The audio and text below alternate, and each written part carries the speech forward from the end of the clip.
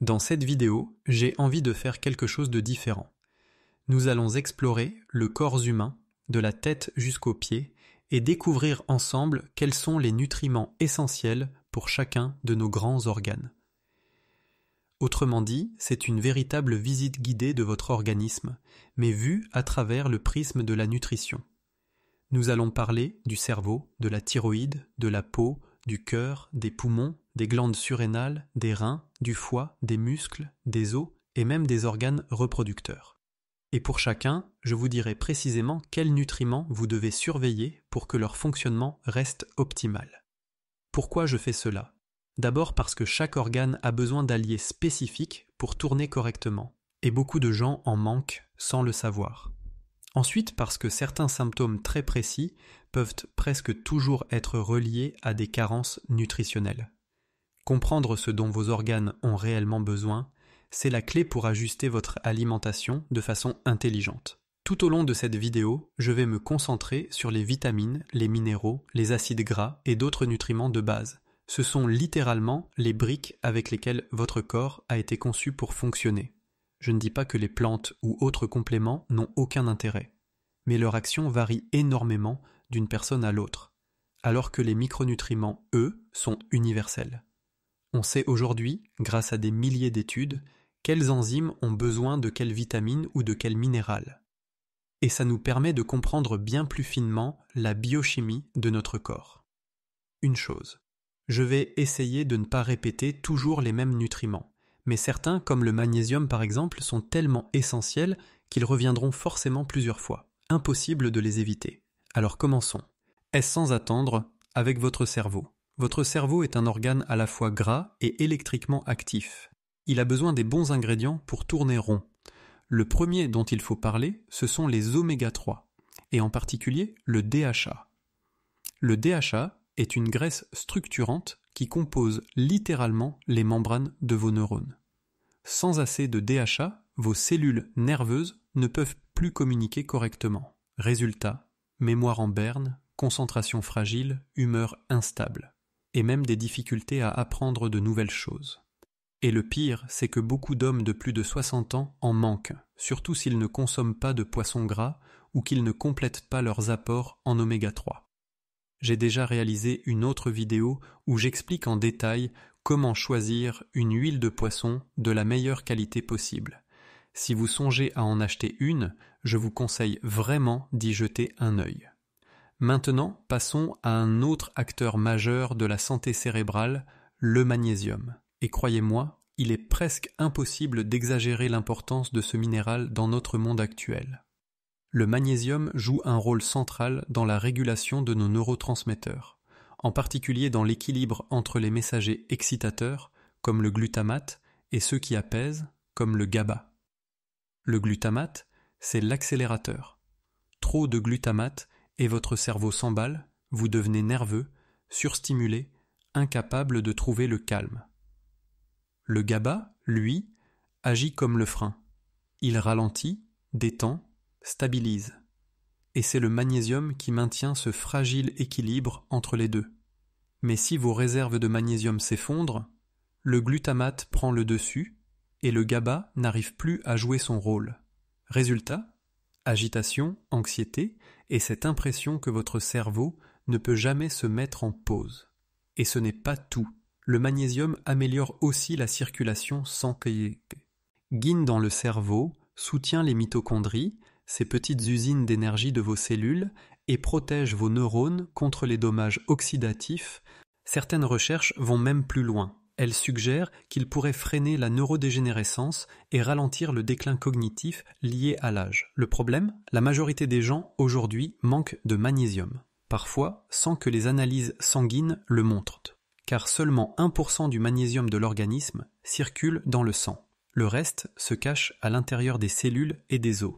Et la réalité, c'est que l'alimentation occidentale moderne est tristement pauvre en magnésium à cause du raffinage des aliments. Ajoutez à cela le stress, le café, l'alcool ou certains médicaments, et vos réserves chutent encore plus vite. Enfin, il y a un dernier nutriment dont je veux vous parler pour le cerveau, le lithium. Même s'il n'est pas officiellement classé parmi les nutriments essentiels, son rôle est indéniable dans la santé cérébrale. L'une de ses fonctions est de réguler la manière dont le sodium circule à travers vos cellules nerveuses. Et c'est crucial, car le sodium déclenche l'activité des nerfs et le lithium agit comme un modérateur, évitant que cette activité ne s'emballe, exactement comme le magnésium contrôle le glutamate. C'est pour cette raison qu'on considère le lithium comme un véritable stabilisateur naturel de l'humeur.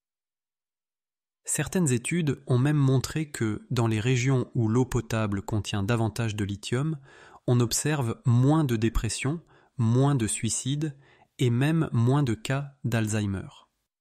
Autrement dit, ce n'est absolument pas un petit supplément marginal, mais un acteur puissant quand il s'agit d'optimiser les performances du cerveau. Passons maintenant à la thyroïde. Cette petite glande est installée juste à la base de votre cou, en dessous de la pomme d'Adam. Si vous palpez délicatement l'avant de votre gorge, vous pouvez même la sentir. Elle a la forme d'un papillon qui enlace votre trachée. Et malgré sa taille minuscule, elle dictait la vitesse de presque tous vos processus métaboliques. Quand on parle de métabolisme, il ne s'agit pas seulement de brûler des calories. Votre thyroïde influence directement votre énergie, votre température corporelle, la qualité de vos cheveux et de votre peau, votre digestion, votre humeur et même votre rythme cardiaque. Pour orchestrer tout cela, elle dépend d'un équilibre extrêmement précis de nutriments. Les deux plus cruciaux sont l'iode et le sélénium. Voyons ensemble comment se fabriquent réellement les hormones thyroïdiennes et où interviennent ces deux éléments. Tout commence lorsque la thyroïde capte l'iode circulant dans votre sang. Cet iode est ensuite utilisé à l'intérieur des cellules thyroïdiennes. Là, une enzyme appelée thyroperoxydase fixe l'iode sur une protéine appelée thyroglobuline. De cette réaction naissent les deux grandes hormones thyroïdiennes, la T4 et la T3. Comme leur nom l'indique, la T4 contient 4 atomes d'iode, la T3 en contient 3. Mais attention, la T4 est en grande partie inactive. Pour être utile, elle doit être transformée en T3, et c'est précisément là qu'entre en scène le sélénium. Le sélénium est indispensable aux enzymes qui enlèvent un atome d'iode à la T4 pour la convertir en T3, la forme réellement active. Sans assez de sélénium, cette transformation ne se fait pas correctement. Résultat, vous pouvez ressentir tous les symptômes d'une hypothyroïdie, même si vos analyses sanguines affichent un taux de T4 normal. Et ce n'est pas tout, le sélénium joue aussi un rôle protecteur. La thyroïde est une glande extrêmement active sur le plan métabolique. En fabriquant ces hormones, elle produit énormément de radicaux libres. Les protéines contenant du sélénium, comme la glutathion peroxydase, neutralisent ces radicaux avant qu'ils ne détruisent la glande elle-même. En résumé, l'iode est la matière première, avec laquelle la thyroïde construit ses hormones. Et le sélénium est à la fois l'activateur qui transforme ces hormones en leur version active et le bouclier qui protège la glande. Vous avez besoin des deux, et dans les bonnes proportions. Quand l'iode vient à manquer, la production d'hormones ralentit. Quand c'est le sélénium qui fait défaut, votre corps n'arrive plus à transformer ni à réguler correctement ses hormones. C'est pour cela que jouer sur un seul des deux peut se retourner contre vous. Par exemple, prendre de fortes doses d'iode sans avoir assez de sélénium, c'est ouvrir la porte à un excès de stress oxydatif dans la thyroïde. Et loin d'améliorer la situation, cela peut l'aggraver. Autrement dit, si vous voulez soutenir votre thyroïde, pensez toujours en duo. D'ailleurs, des symptômes comme une fatigue persistante, les mains et les pieds glacés, les cheveux qui s'affinent ou une peau sèche sont des signaux fréquents d'une thyroïde qui tourne au ralenti. Si vous vous reconnaissez dans ces signes et que vous n'avez jamais vérifié vos apports en iode et en sélénium, c'est le tout premier point à explorer. Et maintenant, passons à votre peau. C'est l'organe le plus vaste de votre corps, et celui que vous voyez tous les jours dans le miroir. Mais la peau, c'est aussi souvent l'endroit où apparaissent les premiers avertissements quand quelque chose cloche à l'intérieur. Acné, sécheresse, plaies qui cicatrisent lentement, autant de signaux que votre peau n'obtient pas ce dont elle a besoin. Ici, 2 nutriments sont absolument cruciaux, la vitamine A et le zinc. Commençons par la vitamine A. Son rôle ? Réguler le renouvellement cellulaire. Votre peau se reconstruit en permanence. Les vieilles cellules meurent et tombent, tandis que les nouvelles remontent à la surface. La vitamine A veille à ce que ce cycle s'effectue harmonieusement, au bon rythme. En manquer, c'est laisser s'accumuler les cellules mortes, ce qui bouche les pores et provoque des zones rugueuses. Mais ce n'est pas tout. La vitamine A aide aussi votre peau à fabriquer et à maintenir une barrière protectrice. Une barrière qui retient l'hydratation et empêche les bactéries d'entrer. C'est d'ailleurs pour cette raison que les rétinoïdes, une forme particulière de vitamine A, sont si utilisés dans les soins dermatologiques, que ce soit pour réduire les rides ou combattre l'acné. Mais attention, l'apport en vitamine A par l'alimentation est tout aussi essentiel que celui apporté par les soins extérieurs. Car à l'intérieur même de votre corps, elle joue d'autres rôles clés. Quand vos réserves de vitamine A chutent, vos glandes sébacées se dérèglent. Elles produisent trop de sébum. Résultat, une peau grasse, des pores obstrués et plus d'éruptions cutanées. C'est pour cette raison que beaucoup de personnes sujettes à l'acné constatent une transformation spectaculaire de leur peau quand leurs niveaux de vitamine A reviennent à la normale. Passons maintenant au zinc. Un minéral discret, mais impliqué dans une multitude de fonctions de la peau. Son rôle le plus connu, la cicatrisation. En manquer, c'est voir ses coupures, petites plaies ou égratignures mettre un temps interminable à guérir et s'infecter plus facilement. Car le zinc est indispensable aux enzymes qui reconstruisent les tissus endommagés, mais aussi au système immunitaire qui protège directement votre peau. Et ce n'est pas tout. Le zinc réduit l'inflammation et agit comme un antibactérien naturel. C'est exactement ce qui en fait un allié précieux contre l'acné, la rosacée et toutes ces affections où inflammation et infection se combinent. Le zinc a aussi une influence sur l'activité hormonale, mais nous détaillerons cela plus loin, quand nous parlerons d'autres organes. Petite précision utile. Si vous remarquez que votre peau réagit mal aux compléments de zinc et que vous développez des boutons, c'est souvent le signe que vous avez trop de cuivre dans vos tissus. J'ai moi-même vécu ce problème adolescent et je ne comprenais pas pourquoi le zinc, censé m'aider, déclenchait l'inverse. En réalité, ce qui se produisait, c'est que le zinc mobilisait l'excès de cuivre accumulé dans mes tissus et ce cuivre libéré ressortait sous forme de poussées d'acné. Et maintenant, tournons-nous vers votre cœur. Votre cœur est un muscle. Il dépend d'électrolytes pour fonctionner correctement. Mais comme nous parlerons plus tard du calcium, du magnésium, du sodium et du potassium, concentrons-nous ici sur 2 autres nutriments tout aussi essentiels, le CoQ10 et le chlorure. Commençons par le CoQ10, aussi appelé coenzyme Q10. C'est une molécule que votre organisme fabrique lui-même et qui joue un rôle absolument central dans la production d'énergie au niveau cellulaire. Le CoQ10 vit au cœur des mitochondries, ces véritables centrales électriques de vos cellules. C'est là qu'il aide à transformer les aliments que vous consommez en énergie utilisable sous forme d'ATP, l'adénosine triphosphate. Et puisque le muscle cardiaque possède une densité énorme de mitochondries pour répondre à ses besoins énergétiques colossaux, il exige également une quantité considérable de CoQ10.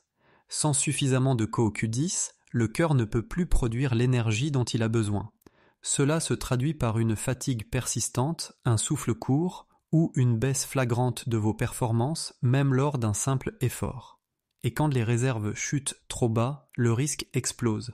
Insuffisance cardiaque, douleurs thoraciques, troubles graves liés au cœur. Ensuite vient le chlorure, un minéral discret mais absolument vital. Il travaille main dans la main avec le sodium et le potassium pour gérer les niveaux de liquide à l'intérieur et à l'extérieur de vos cellules. C'est cet équilibre qui maintient un volume sanguin correct et une tension artérielle stable, et donc qui détermine combien votre cœur doit forcer pour propulser le sang dans tout votre corps. Quand le chlorure se dérègle, les conséquences peuvent être dramatiques. Déshydratation, tension instable, et parfois même des accidents cardiaques mortels. Mais ce n'est pas tout.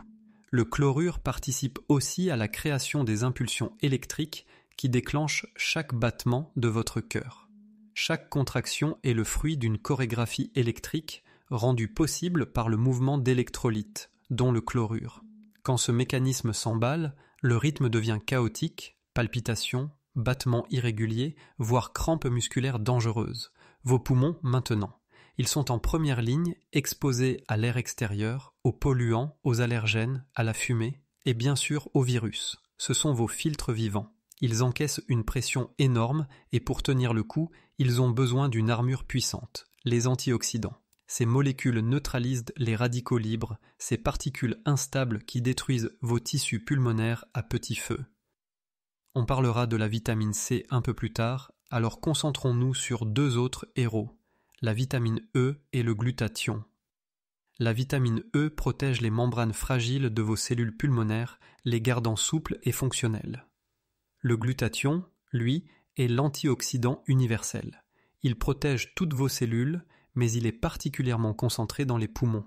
Et attention, quand vos niveaux de glutathion sont trop bas, le terrain est idéal pour des maladies chroniques comme l'asthme ou la BPCO. Le problème, augmenter efficacement le glutathion ne se fait pas en avalant une simple gélule. C'est un P.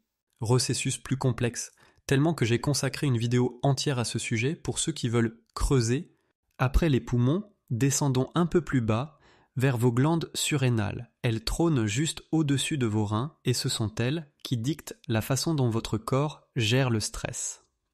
Quand la pression monte, que ce soit une émotion forte, un effort physique intense ou une échéance qui vous écrase, ce sont elles qui libèrent le cortisol et l'adrénaline pour vous aider à tenir le choc.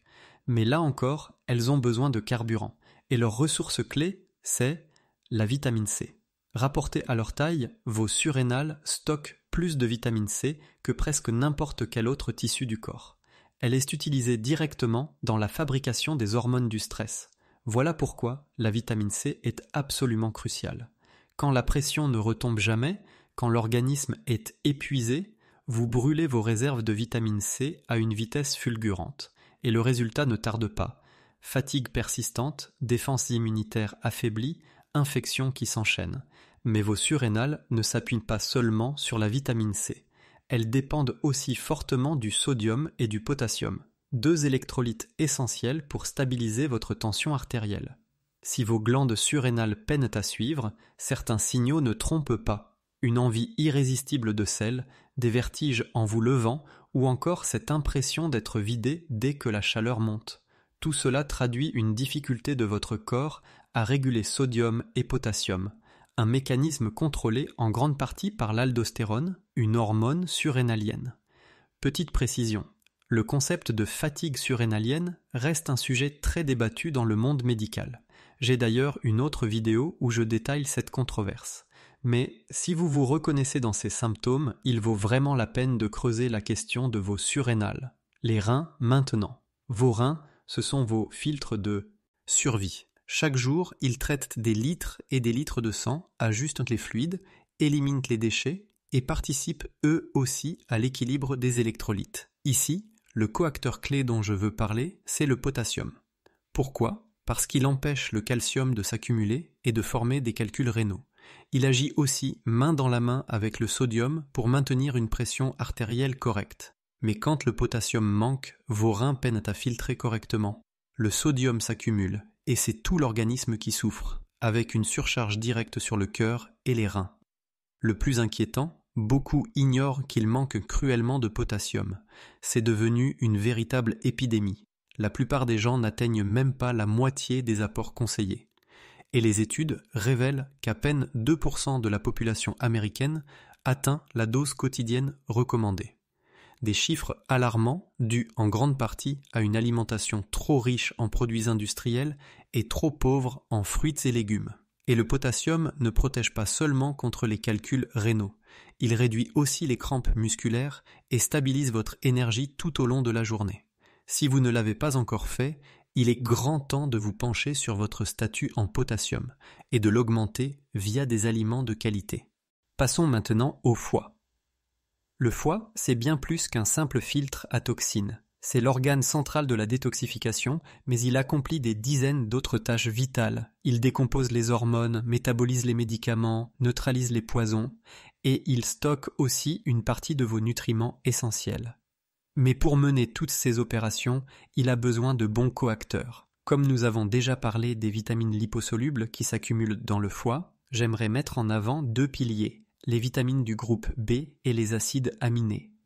Les vitamines B pilotent la phase 1 de la détoxification. À cette étape, le foie transforme une toxine en une forme plus réactive. C'est un peu comme si on collait une étiquette dessus pour signaler clairement à l'organisme « ce déchet doit être éliminé immédiatement ». Mais voilà le point le plus piégeux. Après la phase 1, la toxine devient en réalité encore plus dangereuse si elle stagne trop longtemps dans l'organisme. C'est là qu'intervient la phase 2 qu'on appelle conjugaison. À cette étape, le foie accroche une nouvelle molécule à la toxine, la rendant soluble dans l'eau et donc éliminable en toute sécurité.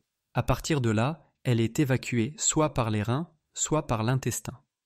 Contrairement à la phase 1, qui dépend surtout des vitamines du groupe B, la phase 2 repose sur les acides aminés. Le foie les utilise comme attache pour neutraliser les intermédiaires produits lors de la première étape. Et ici, ce sont surtout les acides aminés soufrés, cystéine, méthionine, taurine, qui comptent. Ils alimentent des voies de détoxification clés comme la sulfation, la conjugaison au glutathion et la méthylation.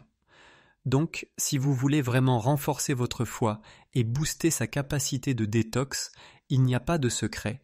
Pensez vitamine B et acides aminés. C'est la base, votre pain quotidien passe, once à vos muscles. Ces tissus qui vous permettent de bouger, de soulever, de courir, mais aussi de respirer.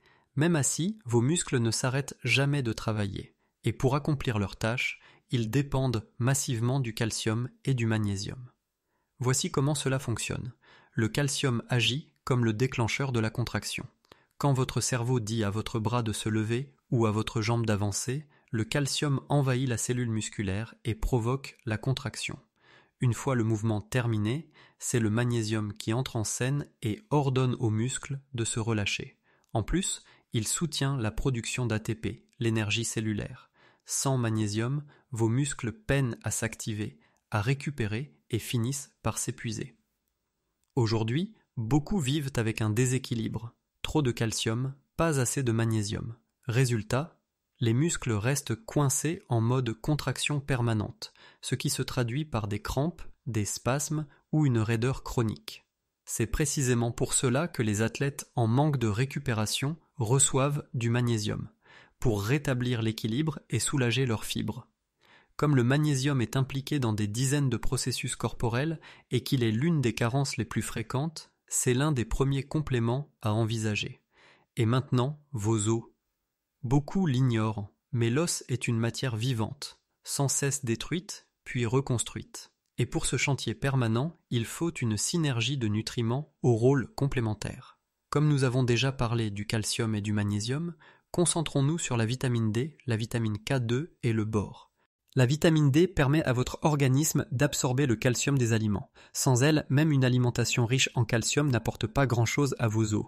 Mais voilà le piège. Absorber le calcium ne suffit pas. Encore faut-il qu'il aille dans les os et non dans vos artères ou vos tissus mous.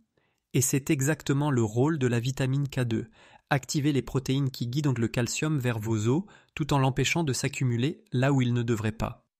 Sans assez de K2, le calcium devient un poison silencieux, provoquant la calcification des tissus mous.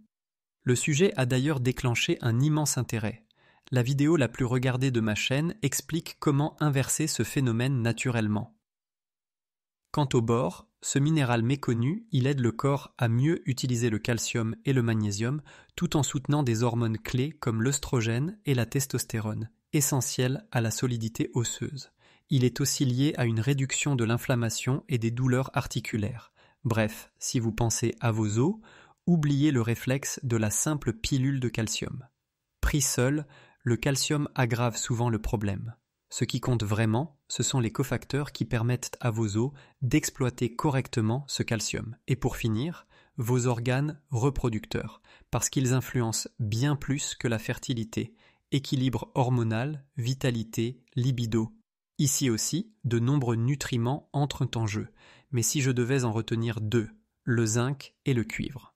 Le zinc, lui, est intimement lié à la production de testostérone, à la qualité du sperme et même à la santé des ovules.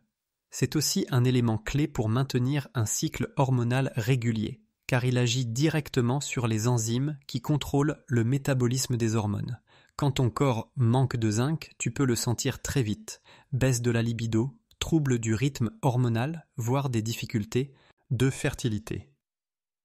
Le cuivre, lui, joue un rôle différent. Il soutient le métabolisme des œstrogènes et favorise leur rétention. Mais voilà le problème. De plus en plus de personnes, et surtout des femmes, présentent un déséquilibre entre le zinc et le cuivre. Concrètement, trop de cuivre et pas assez de zinc pour contrebalancer. Ce surplus de cuivre, surtout lorsqu'il s'accumule avec le temps, peut dérégler en profondeur ton système hormonal. Et même affecter ton équilibre mental. Pourquoi ? Parce qu'il favorise la transformation de la dopamine en adrénaline, créant un terrain propice à l'anxiété et à l'instabilité émotionnelle. L'intoxication au cuivre est un sujet à part entière, une véritable spirale dans laquelle on peut vite se perdre. Et j'y ai consacré plusieurs analyses détaillées. Mais retiens bien ceci, beaucoup de symptômes liés aux hormones, comme le syndrome prémenstruel, les sautes d'humeur, la fatigue chronique ou encore certains problèmes de peau, trouvent leur origine dans ce fameux déséquilibre zinc-cuivre. Alors oui, faire tester correctement tes niveaux peut changer la donne. Et voilà, nous venons de parcourir ensemble un véritable voyage à travers ton corps, de la tête aux pieds. Tu l'auras compris, chaque organe dépend de nutriments bien précis pour fonctionner de manière optimale. Si tu luttes contre la fatigue, le brouillard cérébral, des soucis de peau ou des déséquilibres hormonaux, pose-toi une question simple mais essentielle. Est-ce que je donne vraiment à mon corps les matériaux bruts dont il a besoin pour rester en bonne santé ? Les analyses nutritionnelles ont évidemment un rôle clé à jouer. Mais je dois être honnête, je ne suis pas un grand adepte des tests sanguins classiques qui mesurent seulement les micronutriments dans le sérum. À mon sens, ils donnent une image très incomplète. C'est pourquoi je recommande d'XPL, horaire d'autres types d'analyses, comme l'analyse capillaire, ma méthode préférée, car elle offre une vision bien plus précise et fiable de l'équilibre nutritionnel réel de ton corps. Je mettrai dans la description les ressources essentielles pour que tu puisses explorer ce sujet plus en profondeur et retrouver toutes les vidéos associées